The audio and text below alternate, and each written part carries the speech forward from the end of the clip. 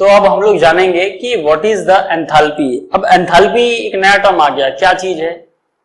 अब इसका जो डेफिनेशन है एंथैल्पी का, वो क्या बोलता है, ये बोलता है कि enthalpy is the total energy content in the fluid. तो एंथैल्पी क्या चीज है, total energy content in the fluid. तो अगर मेरे पास फ्लूइड है तो वो केस में उस फ्लूइड के अंदर जो टोटल एनर्जी है वो क्या है, एंथैल्पी। अब कौन कौन सी एनर्जी है वो देख लेते हैं। तो एंथैल्पी को रिप्रेजेंट करने का नोटेशन है capital H, and this capital H is equal to capital U plus P into V। Unit क्या है इसका, जूल। जूल बोलो या किलो जूल बोलो, ये तो कन्वर्जन में वही चीज होने वाली है, इसमें कोई डिफरेंस नहीं है। तो जूल इसका जो है वो यूनिट है। तो ये एंथैल्पी हो गई। मतलब इससे मुझे क्या पता चल रहा है कि जो मेरे पास फ्लूइड है उसके अंदर जो भी इंटरनल एनर्जी है वो plus energy due to pressure and volume, तो ये दोनों का जो कॉम्बिनेशन है वो कहलाता है एंथैल्पी। अब इसको अगर मुझे फिजिकली थोड़ा सा अंडरस्टैंड करना है तो वो कैसे अंडरस्टैंड करेंगे वो देख लेते हैं हम लोग।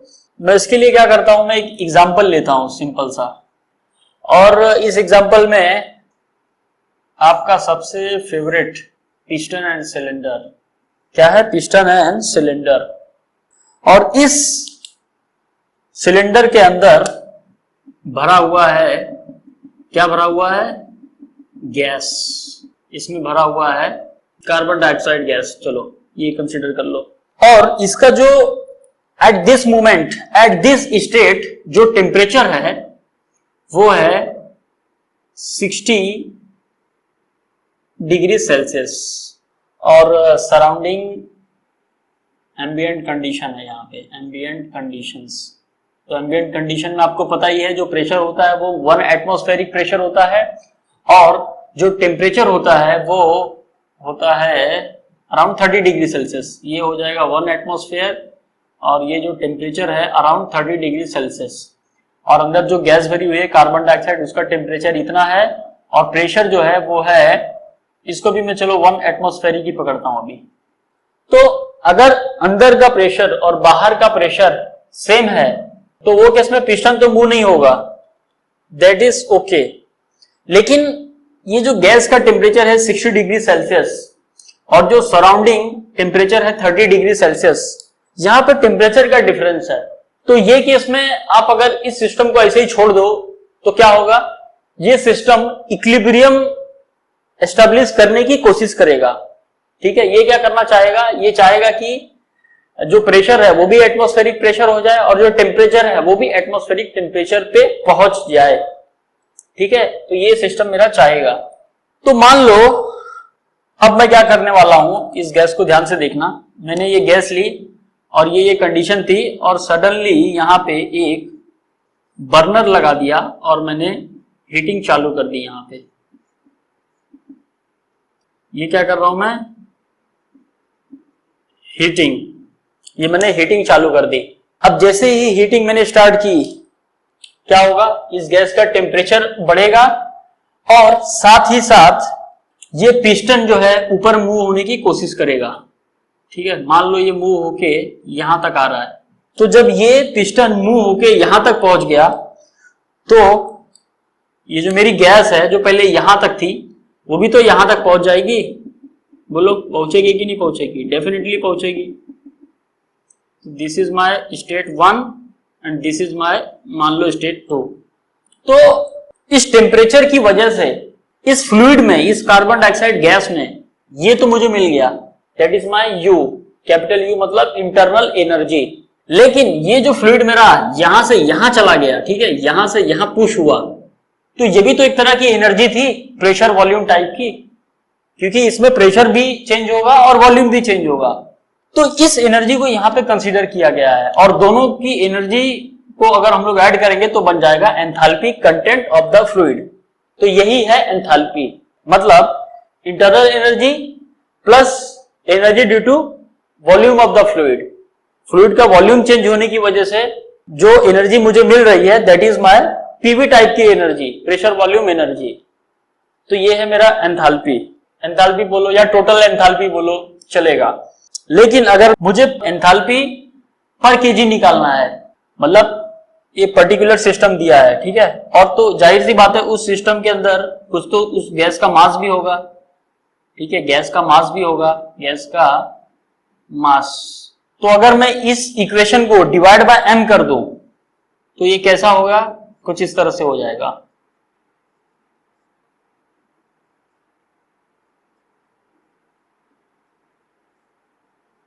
अब एंथैल्पी डिवाइड बाय मास ये क्या कहलाएगा, ये कहलाएगा स्पेसिफिक एंथैल्पी, स्पेसिफिक एंथैल्पी।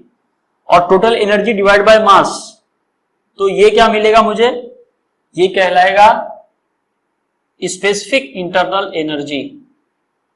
और प्रेशर तो एज इट इज होगा, but volume divide by mass ये हो जाएगा स्पेसिफिक वॉल्यूम। तो इसी इक्वेशन को अगर मैं डिवाइड बाय मास करता हूं तो ये उसका नया फॉर्म आ गया, ठीक है। तो अगर आपको सपोज मास नहीं दिया है, सिस्टम का मास नहीं दिया है, तो वो केस में हम लोग ये अज्यूम कर सकते हैं कि सिस्टम के अंदर 1 kg मास है। तो जो भी चीजें हम लोग फाइंड करेंगे वो पर केजी फाइंड करेंगे, क्या करेंगे, पर केजी फाइंड करेंगे। तो ये है एंथैल्पी का नया इक्वेशन। तो इसका यूनिट क्या है, इसका हो जाएगा किलो जूल बोलो या जूल बोलो पर केजी, इसका भी यही होने वाला है किलो जूल पर केजी, ठीक है। इसका आपको अगर ये किलो में है ना, तो किलो में है तो इसको मुझे क्या करना होगा, किलो पास्कल लेना होगा इसको, ठीक है। पास्कल का मतलब होता है न्यूटन पर मीटर स्क्वायर, और ये जो होगा ये होगा, ये हो गया मीटर क्यूब पर केजी, ठीक है। तो ये चीज क्लियर हो गई। तो इस तरह हमने एंथैल्पी को अच्छे से डिस्कस किया और स्पेसिफिक एंथैल्पी को भी समझ लिया। तो आई होप आपको एंथैल्पी का एक क्लियर आइडिया मिल गया होगा कि क्या चीज होती है एंथैल्पी। तो enthalpy is what, total energy content in the fluid. अब हम लोग जरा जानते हैं कि ये जो आइडियल गैस होता है और जो रियल गैस होता है, इसमें एंथैल्पी और इंटरनल एनर्जी कैसे चेंज होती है, इसका क्या वेरिएशन होता है, उसको जरा हम लोग समझते हैं। तो इसमें हम लोग क्या जानेंगे, इसमें हम लोग जानेंगे कि specific internal energy and specific enthalpy for the ideal and real gases, इसको हम लोग समझेंगे। तो अगर मैं स्पेसिफिक इंटरनल एनर्जी की बात करूं तो वो डेफिनेशन हमें समझ में आ गई। अगर मैं स्पेसिफिक एंथैल्पी की बात करूं तो वो डेफिनेशन भी हमें समझ में आ गई। बट ये जो आइडियल गैस है, रियल गैस है, ये क्या चीज है, इसको अब थोड़ा सा समझ लेते हैं हम लोग। सबसे पहली चीज, ये जो आइडियल गैस है, सबसे पहले मैं किसके बारे में बात करूंगा, मैं बात करूंगा आइडियल गैस के बारे में।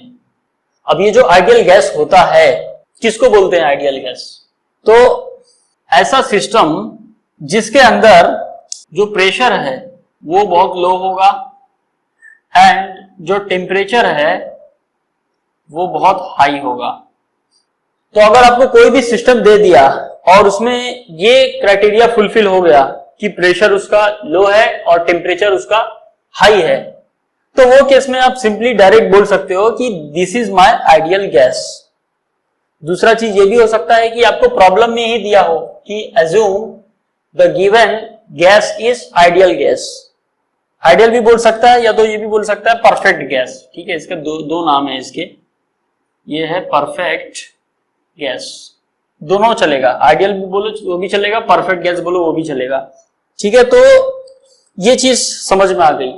फिर अब रियल गैस क्या चीज है भाई, इसको भी समझना जरूरी है। What is my real gas, real बोलो या एक्चुअल बोलो, बात वही है। मतलब एक्चुअल में आप देखोगे तो कोई भी चीज आइडियल नहीं होती। आइडियल इसलिए कंसीडर किया जाता है ताकि प्रॉब्लम और सिंपल हो जाए, क्योंकि उसमें बहुत सारे एजम्पशंस होते हैं। उन एजम्पशन की वजह से क्या हो जाता है, प्रॉब्लम बहुत सिंपल हो जाता है, स्टडी करना बहुत आसान हो जाता है। तो इसके लिए आइडियल गैस कंसीडर करके प्रॉब्लम को सॉल्व किया जाता है। बट एक्चुअल में देखा जाए तो क्या होता है, हर एक सिस्टम जो होता है वो रियल ही होता है, रियल गैस, एक्चुअल गैस।